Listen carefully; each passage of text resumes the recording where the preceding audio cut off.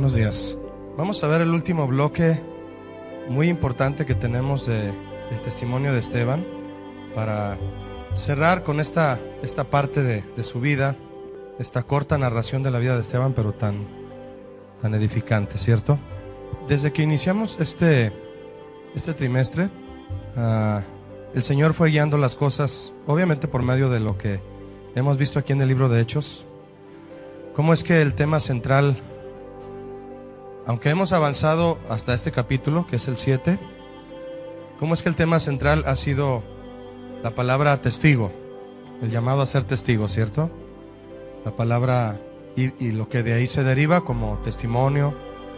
Pero la palabra testigo en sí ha sido una palabra que nos ha traído la revelación de este bloque de Hechos que llevamos hasta el capítulo 7. Y recordando lo que significa la palabra testigo, que significa mártir, pues más nos compromete, ¿no?, a entender qué es lo que Dios quiere hablarnos, y más aún con la vida de Esteban y con los hechos que se dieron cuando fue apresado. En este último bloque de lo que él habló, que fue el culmen de su predicación y el momento en el que él fue prácticamente ya acusado y sentenciado a muerte, hay puntos importantes que repasar de lo que produjo la vida de Esteban. Fíjese que se produce más cuando alguien que sirvió a Dios, se produce más cuando muere, aún después de todo lo que pudo haber dado a Dios viviendo. Porque Jesús lo dijo, si la semilla, el grano de trigo no muere, queda solo, ¿verdad?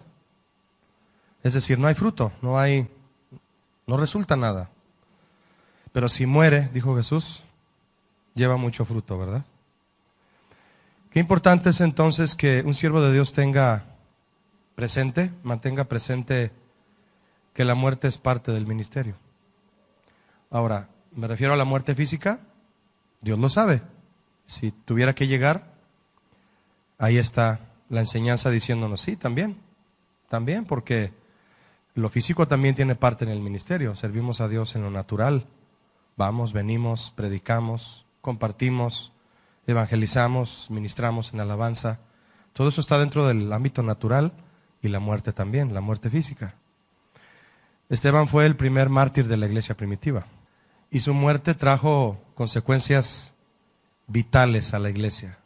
Explotó una bomba de bendición y de evangelismo y de proliferación de la palabra y la doctrina de Cristo. Y la pregunta es aquí, ¿hacía falta que Esteban muriera para que esto sucediera? Sí. ¿Hacía falta que Cristo muriera? Sí. Sí, siempre va a hacer falta. Morir siempre va a hacer falta, ¿verdad? Es necesario morir. Entonces, en esta última parte vemos ese detalle y quise comentar esto como introducción con ustedes para que entendamos la importancia que tiene lo que sucedió a Esteban finalmente. A partir del verso 44 del capítulo 7, viene el último bloque de lo que Esteban predicó y que tiene lo cual viene a ser la mecha que se encendió para que sucedieran muchas cosas muy importantes. De aquí parte un nuevo bloque en el libro de Hechos a partir de la muerte de Esteban. Dice, tuvieron nuestros padres el tabernáculo del testimonio en el desierto, es decir, se refiere al tabernáculo que levantó Moisés, ordenado por Dios, encabezado por el sacerdote Aarón, como había ordenado Dios cuando dijo a Moisés que lo hiciese conforme al modelo que había visto, el cual recibido a su vez por nuestros padres, es decir, entendiéndolo, todos ellos cómo debía de hacerse, lo introdujeron con Josué.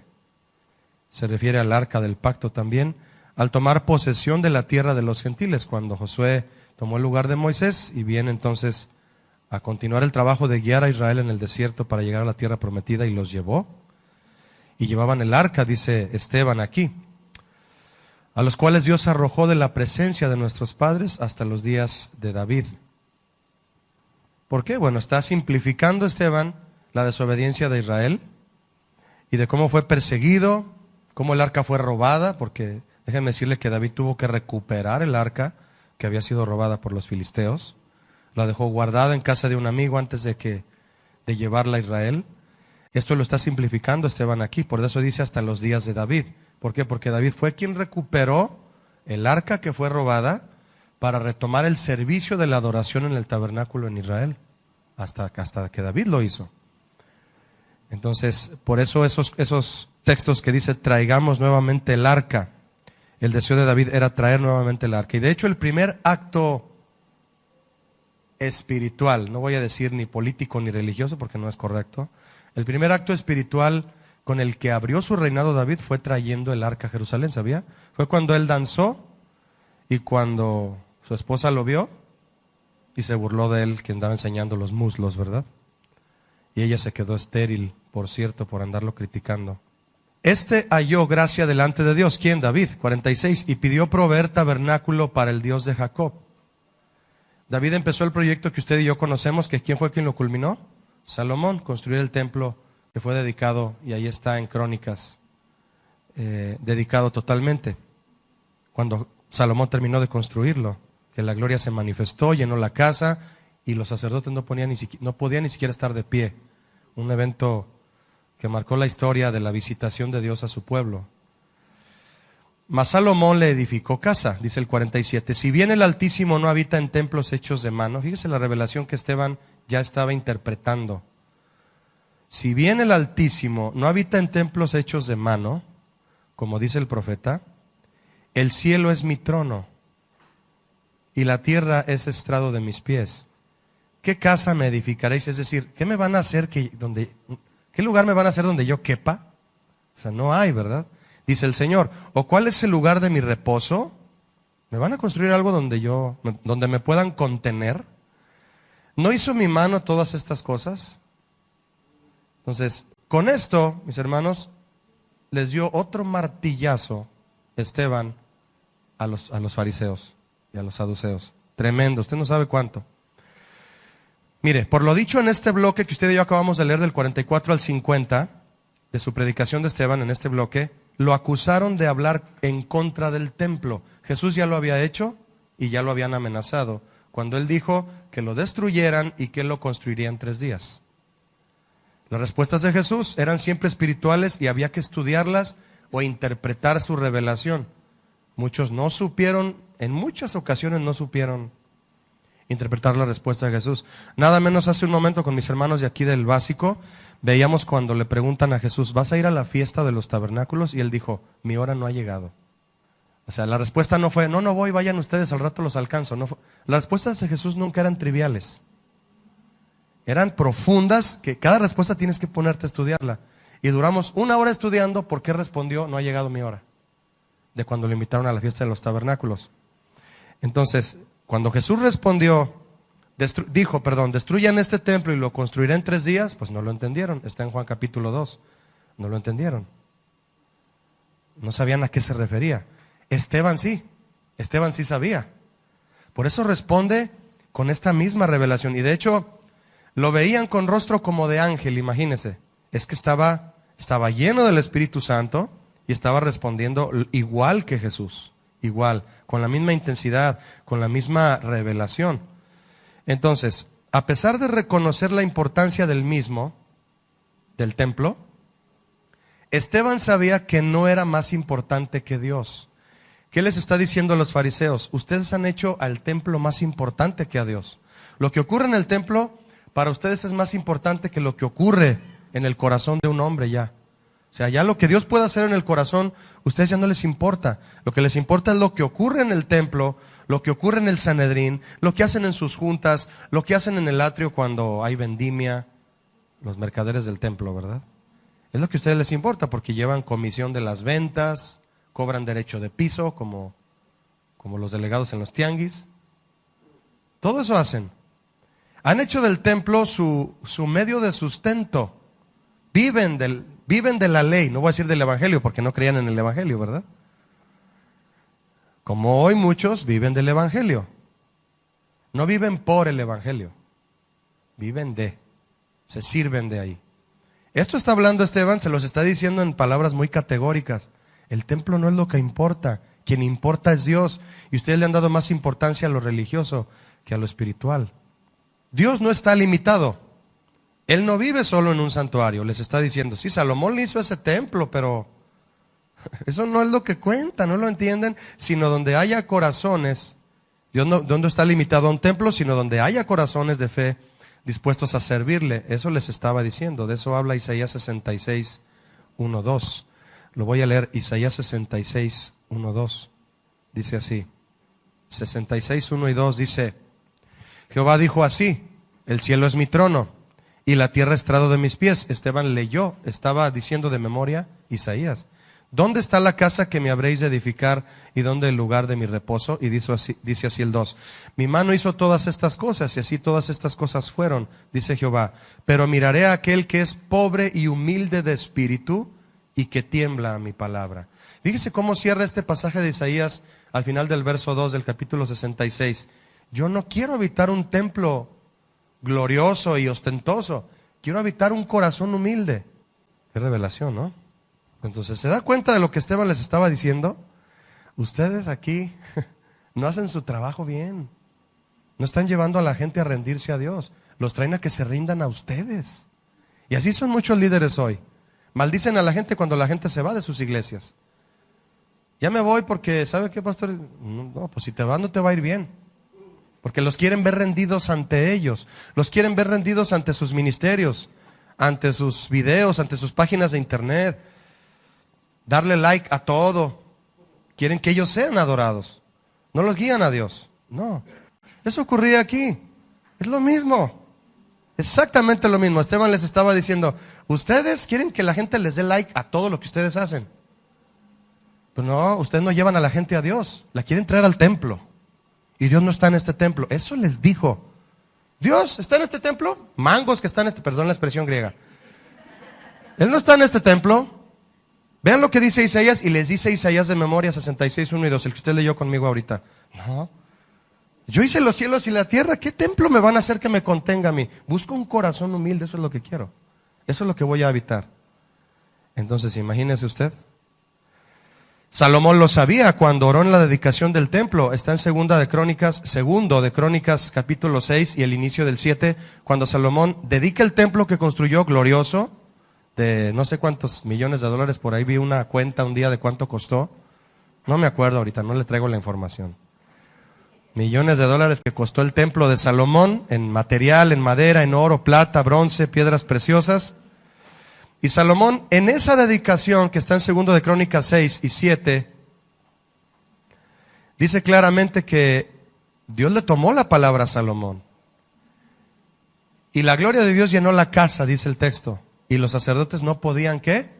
No dice no podían estar, dice no podían entrar. Es decir, el templo de Salomón se quedó vacío. Se empezó a llenar la nube de la gloria de Dios, todos se salieron. Haz de cuenta como si Dios le dijera, ¿me estás dando tu corazón? ¿Dices que es mío? Pues yo lo voy a llenar y no quiero a nadie adentro. Dices que es mío, ¿no? Entonces, nada más yo. ¿Me lo estás dando? Dame las escrituras, fírmale aquí. Es mío, tu templo, tu casa ahora es mi casa. Entonces, eso estaba diciendo Esteban aquí. ¿Recuerdan que el Señor llenó con su gloria la casa, el templo de Salomón, y nadie podía estar? Pero ustedes quieren estar dentro, y ustedes quieren manejar y manipular. Ustedes quieren sentarse en las oficinas del templo de Dios y manejar las cosas a su antojo. Es como la burocracia en el gobierno, ¿no? Hay leyes en el gobierno de cómo deben hacerse las cosas, pero la burocracia lo hace de otra manera. De otra manera. Hay corrupción, mi hermano. Mire, yo estoy llevando a cabo un trámite de una escrituración de una casa de una tía mía y no podemos sacar adelante las escrituras porque en el registro público de la propiedad aquí en Guadalajara se simuló un incendio, ¿sabía usted? Dijeron que había habido un incendio y que muchas escrituras se habían perdido. De ese incendio nunca hubo noticia. Solo se corrió la voz y se hizo un reportaje ficticio de que hubo un incendio y muchas escrituras se perdieron. No es para eso. Lo que pasa es que queman las escrituras, más bien se las roban o las hacen perdedizas y empiezan a revisar a los contribuyentes que no pagan el predial. Y cuando no pagan el predial en más de 10 años se adjudican las propiedades. ¿Sabía usted eso? Y hay abogados de notarías que se han adjudicado propiedades a granel y las venden a empresarios ricos. No sé si fue la Plaza Centro Magno, si no me equivoco, porque un amigo que es abogado, que sabe todo esto, me platicó, el que está llevando mi caso de escriturar. No no sé si fue la plaza la que me dijo, la del Centro Magno, que fue toda esa manzana del Centro Magno ahí en Vallarta, Javier Mina. Fueron propiedades que el gobierno se adjudicó por haber sido de personas que durante cierto tiempo no pagaron su predial. Hicieron perdedizas las escrituras y ahora otros son los dueños. El que se adjudica todo, que es un gobernante, tiene que ser, las vende a nuevos empresarios. Mira, tengo toda esta propiedad, nadie responde por ella, dame tanto, se hacen ricos y hacen plazas con nuevos dueños. De territorios que eran de otras personas. Los dueños eran otras personas, solo por no pagar el predial. Pero empiezan a buscarle la manera, así como en todo hay maneras de inmiscuirse, en las leyes también. Entonces, mi amigo abogado que está llevando mi caso fue y buscó las escrituras de mi bisabuelo, de esta casa que estamos buscando escriturar, y un conocido que tiene dentro del registro público de la propiedad, le dijo, tus escrituras están rotas, no te podemos dar copias, porque es contra la ley, darte copias de unas escrituras rotas. Entonces él se rió y le dijo, ¿quién las rompió? No sé, las rompieron adrede. Y eso sucedió con muchos predios de la zona de Santa Tere, Ladrón de Guevara. Hay muchas zonas en Guadalajara donde sucedió eso. Entonces, ¿qué hacen los gobernantes que entran? Revisan todo eso en los registros públicos y así se hacen ricos, mi hermano. Así es como se hacen ricos. Así cuando usted escucha a un gobernante que le encontraron 90 propiedades allá, como el veracruzano aquel, a Duarte, así le hacen. Consiguen abogados, se van al registro público, a catastro, revisan todos los archivos de escrituración. ¿Quién no paga el predial en tanto tiempo? Rompe las escrituras, ya es de nosotros. Y venden. Eso hacen. Es gente que es puesta en lugares de autoridad y empiezan a hacer actos de corrupción por su autoridad. Es decir, la convierten en un autoritarismo, se hacen feudales y empiezan a aprovecharse de la gente. En lugar de llamar al dueño de la propiedad y decirle, hace 10 años que no pagas el predial. Si no lo pagas, el gobierno va a adjudicarse la propiedad, pero no lo hacen. ¿Usted cree que si la persona, pues es que yo no sabía que era dueño de ese terreno? Pues aquí dice que es de pues es mi bisabuelo. ¿Y no te lo heredó? No hay nada de él, se murió y no dejó nada de testamento. Pues la ley dice que tú puedes ser el nuevo propietario si pagas el predial y pagas estos impuestos y estas multas. Bueno, pues vamos a pagar. Imagínate un terreno de 3 millones de pesos, del que tú puedes ser dueño si pagas 80,000 pesos de recargo, 100,000, yo qué sé. Pero no lo hacen. No te avisan. Se los quitan y los venden. Y hay nuevos dueños. Y todo el pasado lo rompen y hacen escrituraciones nuevas. Tremendo, mi hermano. Esta es una sola tranza que hacen. ¿Se imagina usted todo lo que empezó a acusar Esteban a los fariseos y a los saduceos y a todos estos sacerdotes?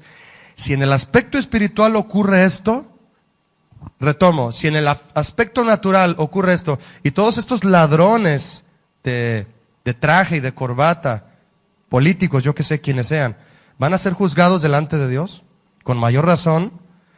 Si ellos van a ser juzgados y les robaron cosas materiales a la gente, imagínense cómo serán juzgados los que les robaron la vida eterna a la gente, que no los llevaron, que no les dieron su título de propiedad en el cielo. Yo, al ser enseñado por mis pastores, lo que yo estoy recibiendo es mi título de propiedad en la morada que Dios tiene para mí en el cielo. Me están diciendo, mira, esta es la forma de caminar, esta es la forma de llevar la vida cristiana. Entonces yo estoy siendo instruido para llegar al cielo, al hogar que Jesús me está construyendo. No me lo están robando. Entonces los fariseos, los pastores hipócritas, los pastores falsos, se roban esas propiedades, pero claro, no las van a disfrutar, ¿verdad? Como tampoco los políticos van a disfrutar lo que han vendido y se han robado. Imagínense a Duarte, al que era gobernador de Veracruz, 90 propiedades le encontraron. 90 propiedades, hermano, de las cuales le quitaron como 40 y lo demás, como no se lo pueden comprobar, no se lo pueden quitar.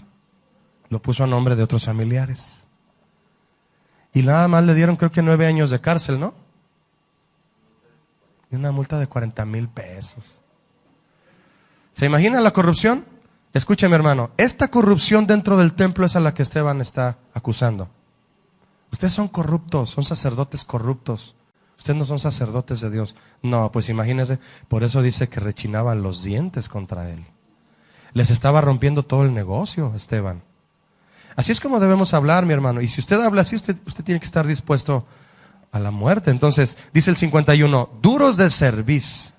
Cerviz es la parte trasera del cuello, que cuando tú te humillas para orar, tienes que inclinarla. Es decir, no te inclinas a orar, no te humillas. E incircuncisos de corazón, fíjese, de corazón, ya lo interpretó de manera espiritual, porque ellos creían en la circuncisión natural, pero ustedes tienen el corazón lleno de prepucio y de oídos también. El prepucio ya se ensanchó como grosura en un animal y no les deja que entre la revelación de Dios. La grosura debe de ser quemada en el altar. Así como cuando tú haces ejercicio, tu músculo empieza a calentarse y ¿qué hace? Requiere de grasa para seguir funcionando, entonces empiezas a quemar la grasa. Y es por eso que la grasa encima de tu músculo va desapareciendo hasta que tu músculo queda marcado. Como alguien que se le ve el abdomen de lavadero, ¿verdad? Entonces, la grasa es para quemarse. Para eso es la grasa, no es para tenerla ahí que se vea bonita. Ustedes están llenos de prepucio, de grasa. Su ostento no trae revelación al pueblo. Y les dice, vosotros resistís, estoy leyendo el 51, vosotros resistís siempre al Espíritu Santo, ahí está. Por eso no tienen revelación, como vuestros padres, así también vosotros, es decir, sus antepasados. Ustedes son prosélitos de otros fariseos que también rechazaron la revelación. 52, Hechos 7, 52. ¿A cuál de los profetas no persiguieron vuestros padres? Aquí ya está Esteban más incisivo, mis hermanos. Perdónenme la expresión, más colmilludo, pues. Es decir, ya está revirtiendo la acusación. Ustedes me tienen a mí maniatado y arrestado aquí, pero ustedes son los que mataron a los profetas. Ustedes. ¿A cuántos profetas han matado sus padres? Es decir, nuestros antepasados que no entendieron que era la palabra de Dios y en lugar de oírlos, los mataron. Y mataron a los que anunciaron de antemano la venida del justo. Fíjese, la venida de Cristo, de quien vosotros ahora habéis sido entregadores y matadores. ¿A quién se refiere? A Cristo.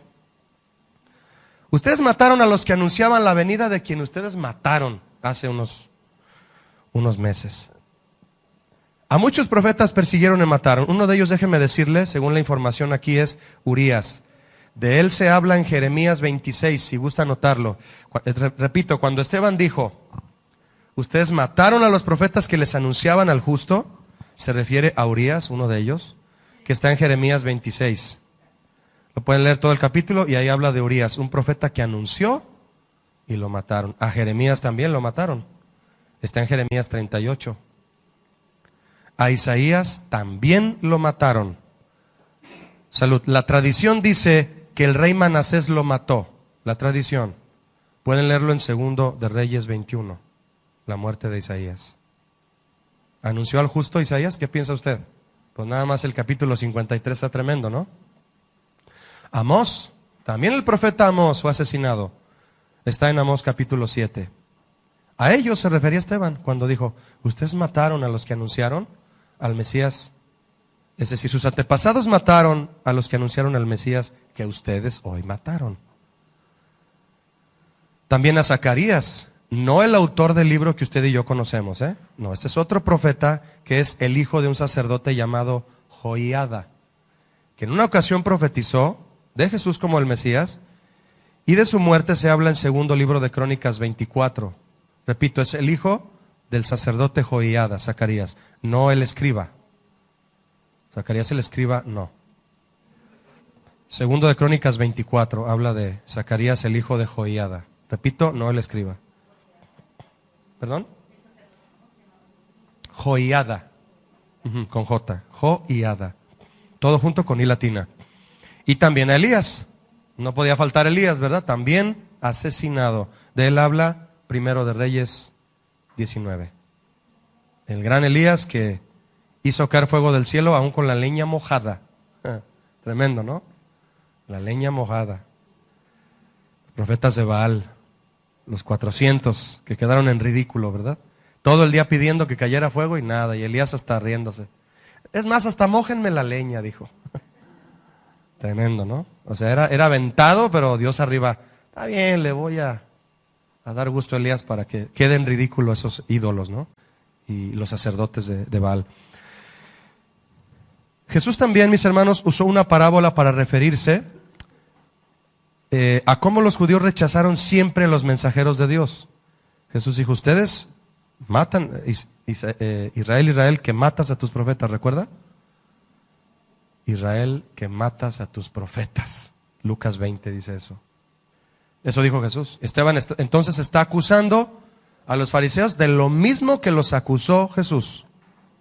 Tremendo, ¿no? No debemos de callar las palabras de Jesús, mi hermano.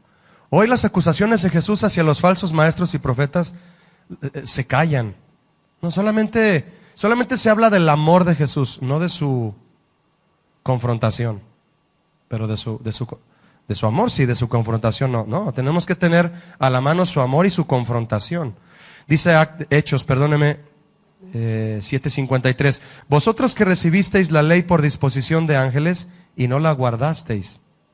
Oyendo estas cosas, entonces, dice el 54, se enfurecían en sus corazones y crujían los dientes contra él, dice Lucas. Hoy ocurre algo similar, mi hermano. Escuche esto. Vamos a aterrizarlo a nosotros, ¿le parece? Porque se vale que la aplicación de la palabra de Dios sea principalmente a quienes la escuchamos y a quienes atendemos el mensaje de Dios. Escuche. Hoy ocurre algo similar. Muchos, a pesar de conocer la Biblia, las crónicas e historias de Israel, y aún los propios evangelios, al momento de ser confrontados por su pecado, ¿cómo se sienten muchos? Ofendidos. ¿Eran conocedores de todo lo que habló Esteban, los fariseos y los saduceos? ¿Sí? Sí, eran conocedores de todo lo que Esteban dijo en su sermón, solo que Esteban se los explicó. Una cosa es que conozcas la Biblia, otra cosa es que la entiendas, ¿no? Tú puedes leer todo Jeremías una tarde, pero no entender ni papa de Jeremías o de Amós, que está. A ver, aviéntate Amós en una tarde, a ver cuánto entiendes a simple lectura. No, pues, y de Reina Valera de 1950, la más viejita, la que habla casi puro en términos castellanos, ¿no? No, entonces lo que hizo Esteban fue expresarles lo que ya sabían, pero se los explicó. Entonces, al explicárselos, les ofendió. Que no ocurra eso con usted y conmigo, mi hermano. Vamos a aplicar esto a nosotros. Que todo lo que sepamos de la Biblia, a la hora que nos lo expliquen y nos demos cuenta que somos se me fue esta palabra, los protagonistas de la exhortación, que la aceptemos, que no nos sintamos ofendidos. ¿Se siente usted ofendido? No, hay que sentirse humillado, que es otra cosa, y pedir perdón. 55, pero Esteban, lleno del Espíritu Santo, puestos los ojos en el cielo, vio la gloria de Dios y a Jesús que estaba a la diestra de Dios. Y dijo, he aquí veo los cielos abiertos. ¿Era una alucinación? No, era una verdad lo que Esteban estaba viviendo. Igual que Jesús, cuando los cielos se abrieron en el Jordán, bautizado por Juan el Bautista, y vino el Señor y se agradó de él. Esteban estaba siendo arrancado de la tierra, iba a morir. Y ya le estaban abriendo las puertas del cielo para entrar, ¿ya vio? Y veo al Hijo del Hombre que está a la diestra de Dios. Vio a Jesús diciéndole, aquí te estoy esperando. Pero primero hay muerte. Primero hay que ser mártir. Tremendo compromiso, ¿no lo cree? Ellos dando grandes voces se taparon los oídos. No lo querían oír. Lo timaban de loco.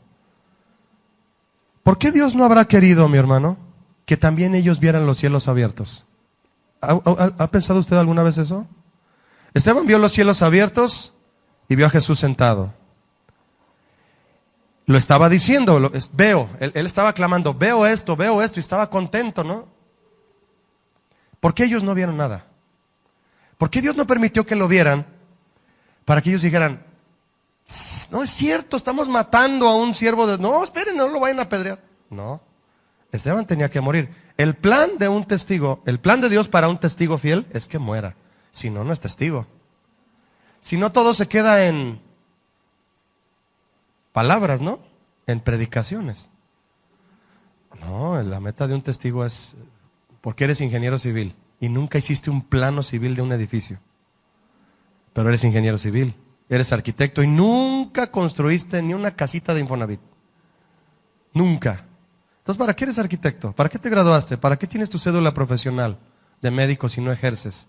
¿Para qué dices que eres testigo y cristiano si no lo ejerces? ¿Y cuál es el ejercicio del testigo? morir. Es mártir. Ahí está, mis hermanos. Entonces, Dios no permitió que todos vieran lo que Esteban estaba viendo. Solo él. Para que la fortaleza sobre Esteban fuera de Dios, sobrenatural, espiritual. Vas a resistir esas piedras que te van a caer en la cabeza, en la espalda, en el estómago, en las costillas, te van a quebrar todo. Ha de haber quedado bastante desfigurado Esteban. ¿Se imagina ese cuadro? Entonces ellos, dando grandes voces, se taparon los oídos, no vieron nada, ni siquiera querían oír lo que él decía, y arremetieron a una contra él. Y echándole fuera de la ciudad, le apedrearon. Y los testigos pusieron sus ropas a los pies de un joven que se llamaba Saulo. Los testigos aquí no se refiere a testigos del evangelio, es quienes presenciaron. ¿Quiénes presenciaron el sacrificio de Esteban? Le llevaron la ropa, ¿a quién? A Pablo, cruzado de brazos y diciendo, sí, yo estoy de acuerdo en que lo maten. ¿Se da cuenta? Esteban vio la gloria de Dios, lo que nos expresa el 55 al 58 finalmente. Vio la gloria de Dios y a Jesús el Mesías a la diestra del Padre. Las palabras de Esteban, mi hermano, son similares a las que Jesús dijo ante el concilio, ¿sabía usted? Jesús dijo estas mismas palabras en Mateo 26, en Marcos 14 y en Lucas 22. Repito, Mateo 26, Marcos 14 y Lucas 22. Estos evangelios expresan que Jesús se expresó también así, igual que Esteban. Bien, hagamos un resumen. La visión de Esteban ratificó las palabras de Jesús. ¿Quién ve los cielos abiertos? Un mártir. De Jesús es quien los ve. Y a Jesús el Mesías, a la diestra del Altísimo, un mártir va a ver eso. Bien, repito, la visión de Esteban ratificó las palabras de Jesús y encolerizó a los judíos que lo condenaron. Y también eran los mismos, porque yo le dije al principio a usted que lo más probable es que también Caifás encabezó el juicio de Esteban, igual que el de Jesús. Por blasfemia, igual que lo que fue acusado Jesús. Muerte por blasfemia. Ese es el veredicto. ¿Cuál es el delito de Jesús? Blasfemia. El delito de Esteban, blasfemia. Obviamente es una calumnia, ¿no? No toleraron las palabras de Esteban y por eso lo sacaron de la ciudad y lo apedrearon. Tal vez la gente no nos mate a usted y a mí, mi hermano, aunque debemos estar dispuestos a lo que sea. Tal vez no nos maten por hablarles de Cristo, pero nos van a dar a entender que no quieren oír la verdad y hasta tratarán a menudo de callarnos, de alguna manera, callarnos. Entonces, por lo tanto, nos corresponde por este ejemplo que tenemos de este gran mártir del Señor, honrar al Señor. Sigamos honrando al Señor con nuestra conducta y nuestras palabras. Si no te ha tocado morir por el Evangelio, muere a ti mismo. ¿Qué te parece? Si no hemos muerto físicamente por el Evangelio, estemos dispuestos a morir a nosotros mismos, a nuestros deseos, a nuestros planes y a dar testimonio, a ser mártires de nuestros planes y nuestros deseos y hacerlos a un lado y disponernos a la voluntad de Dios. Eso sería una buena manera de empezar a morir, ¿no lo cree? Una buena forma de empezar a ser mártires. Que nuestros planes sean martirizados, que nuestros deseos sean martirizados. Todo lo que esté en contra del mensaje de Dios.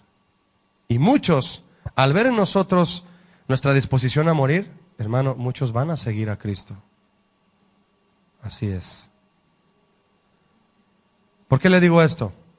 Porque llego al final de esto que estamos viendo hoy, que es lo siguiente, lo que provocó la muerte de Esteban. Yo le dije que al principio que la muerte de un mártir provoca muchas veces más impacto espiritual que lo que hizo en su vida misma. Así es Dios. Dígame usted si hubiera estado completo el ministerio de Jesús si no hubiera muerto. No, mi hermano, su muerte fue el acto, ¿sí o no? El sello, si no hubiera muerto, ¿qué? Pablo dijo, si no hubiera muerto y resucitado, 1 Corintios 15, vana. ¿Qué es vana? Nada. Sería nuestra fe. vana, pero murió y resucitó. La muerte de Esteban provocó un profundo impacto. Primeramente, déjeme decirle el primer impacto fuerte que causó su muerte, la conversión de Pablo. Nada más y nada menos. La conversión de Pablo, quien luego que se convirtió fue el misionero más grande del mundo. Por lo que su trayectoria como apóstol logró a través de sus epístolas. ¿De qué otra manera? ¿Qué estoy diciendo? ¿Que Pablo sigue vivo y que sigue evangelizando? No, pero lo que Dios le dictó, y él dio la vida porque quedara plasmado, junto con otros que escribieron como Lucas. ¿Vio usted la película última que salió, que se llamó Pablo, apóstol de Jesucristo? Muy sencilla la película, pero muy bonita, muy representativa. De hecho, Jim Caviezel, que fue el protagonista de La Pasión en el 2003, una película de Mel Gibson, él fue el quien hizo el papel de Lucas en esta. Por cierto, ¿sí sabía usted que él fue amenazado, Jim Caviezel, cuando Mel Gibson lo invitó a hacer La Pasión de Cristo? ¿Sabía usted que él fue amenazado de no volver a recibir ni un solo contrato para ninguna película en Hollywood si filmaba esa película? Y él aceptó. 2 o 3 directores fuertes que manejan casi todo en Hollywood le dijeron, si tú filmas eso con Mel Gibson, no te volvemos a contratar para nada. Y fue un hecho. Dígame usted dónde ha vuelto a ver a Jim Caviezel. Hasta esta, en la de Pablo. Mel Gibson le dijo, ¿quieres? Le dijo, sí.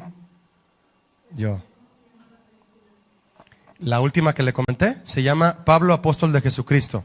Ya la puede ver, creo que puede estar en renta, ya inmediatamente casi salieron. Estuvo en los cines comerciales y no en los tianguis no. No en los tianguis no, ¿qué pasó?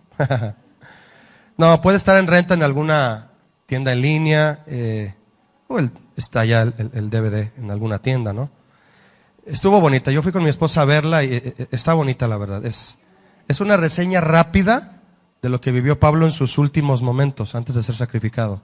Y cómo Lucas, que es Jim Caviezel ahí el actor, escribió Hechos, el libro de Hechos. Está bien hecha la película. Sencilla en el sentido de producción, porque cuando hay dinero para producción, pues vea lo que hizo Mel Gibson, ¿verdad? En el 2003. Entonces está sencilla en el aspecto de a lo que producción se refiere, pero sí está bien hecha, la verdad.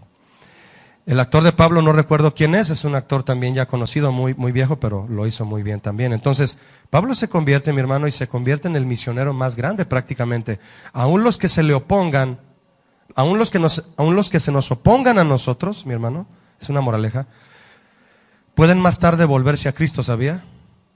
Pablo se opuso, siendo Saulo, se opuso al mensaje de Esteban. Y por Esteban fue salvo Pablo. Fue el medio. Porque Saulo lo escuchó. Saulo también, estoy hablando de Pablo obviamente, cambió su nombre. Hechos 13:9 se encuentra esta información. El gran misionero que escribió muchas de las epístolas del Nuevo Testamento cambió su nombre a Pablo, que significa pequeño. Pequeño.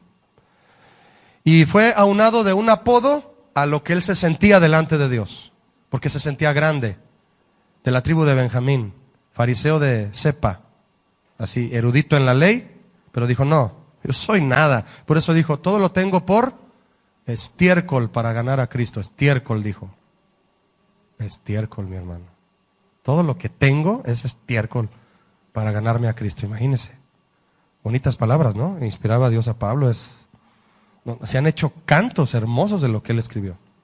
Se ha sentado a la diestra del trono de Dios, ¿no? El canto que cantamos últimamente de teniendo a nuestro derredor, ¿no? Imagínense. Entonces, en ese sentido, Dios lo inspiró de una manera hermosa. Y se llamó pequeño aunado a su estatura, que dicen las crónicas que era chaparrito, por cierto, ¿no? Pero bueno, no aparece tan chaparrito ahí en la última película que le hicieron, pero es la tendencia de las crónicas históricas, que era chaparrito y que era se puso el nombre en el sentido de sentirse pequeño delante de Dios. Hay otra película de Pablo que hizo Anthony Hopkins, y como Anthony Hopkins está chaparrito, pues le quedó más. Y también está buena la película. Anthony Hopkins era el protagonista de Pablo. A él no lo vetaron por andar haciendo películas bíblicas. Entonces, Su nombre era hebreo, Pablo. Al iniciar su ministerio a los gentiles fue cuando se lo puso. Entonces, esto fue entonces, mis hermanos, la reseña de lo que ocurrió después de la muerte de Esteban. Entonces, imagínese usted, causó un impacto duradero en Pablo y de ahí a en otros aspectos de la iglesia primitiva. Pablo es un gran ejemplo de que para Dios no hay ninguna persona imposible de alcanzar ni cambiar. Y finalmente, y apedreaban a Esteban mientras él invocaba y decía: Señor Jesús, recibe mi espíritu. La pena por blasfemia, mis hermanos, hablar con irreverencia de Dios, era morir apedreado según Levítico 24. Es decir, actuaron conforme a la ley. Para eso sí eran buenos, ¿verdad? Como con la mujer adúltera. La ley dice que debe ser apedreada. Solo que Esteban no podía responder lo mismo que Jesús, ¿verdad? El que esté libre de pecado, porque Esteban sabía que ya tenía que ponerle sello a su ministerio de mártir. Y solo alzó los brazos, pedradas en la cabeza, en la espalda. ¿Se imagina? Tremendo, ¿no? Imaginarse eso. Ojalá llegue un día una película de Esteban y podamos ver cómo estos hombres de Dios dieron su vida en realidad. Pues Dios les bendiga, mis hermanos. Dejamos hasta aquí, continuamos después. Muchas gracias a todos.